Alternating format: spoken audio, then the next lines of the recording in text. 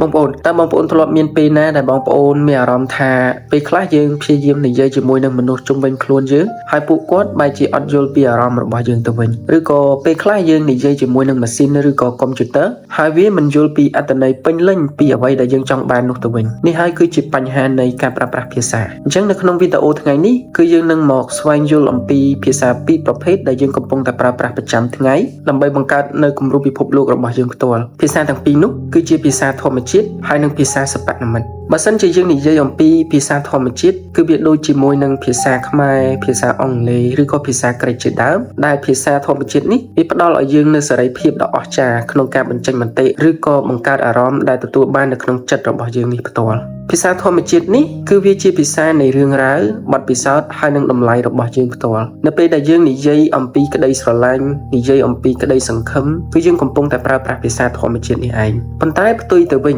ភាសាសិប្បនិម្មិតគឺវាដូចជាភាសាគណិតវិទ្យាឬក៏ភាសាកូដកុំព្យូទ័រដែលភាសាទាំងនេះវាមានដែនកំណត់ច្រើនជាងភាសាធម្មជាតិរបស់យើងក៏ប៉ុន្តែវាមានភាពជាក់លាក់ច្បាស់លាស់និងអាចវិភាគបានយ៉ាងច្បាស់លាស់ជាងភាសាធម្មជាតិរបស់យើងពីព្រោះតែវាគឺជាភាសាម៉ាស៊ីនហើយនិងភាសាតក្កវិទ្យាជាផ្លូវការដែលគេបានបង្កើតឡើងមកជាក់ស្ដែងយើងត្រូវការពឹងពាក់ទៅលើភាសាទាំងពីរនេះនៅក្នុងការរស់នៅប្រចាំថ្ងៃរបស់យើងប្រសិនបើយើងពឹងផ្អែកទៅលើតែភាសាសិប្បនិម្មិតនោះយើងនឹងក្លាយទៅជាម៉ាស៊ីនដែលគ្មានអារម្មណ៍ហើយនឹងបាត់បង់ភាពជាមនុស្សរបស់យើងក៏ប៉ុន្តែបើសិនជាយើងពឹងផ្អែកតែលើភាសាធម្មជាតិយើងនឹងបាត់បង់ភាពជាក់លាក់ផ្នែកបច្ចេកទេសហើយក៏មិនអាចកសាងឬក៏ដោះស្រាយបញ្ហាដ៏ស្មុគស្មាញដែលវាកំពុងតែកើតឡើងតាមតម្រូវការជុំវិញខ្លួនរបស់យើងនោះបានដែរការពិតទៅការលេចឡើងនៃគំនិតហើយនឹងភាសាគឺជាអ្វីដែលអនុញ្ញាតឲ្យយើងចាប់ផ្ដើមយល់អំពីពិភពលោកតាំងពីដំបូងមកម្ល៉េះប៉ុន្តែតើយើងត្រូវធ្វើដូចម្តេចដើម្បីប្រើប្រាស់ភាសាទាំងពីរនេះឲ្យវាមានប្រសិទ្ធភាពសម្រាប់យើងក្នុងការរស់នៅប្រចាំថ្ងៃតាមរយៈការប្រើប្រាស់ភាសាទាំងពីរនេះឲ្យបានស្ទាត់ជំនាញ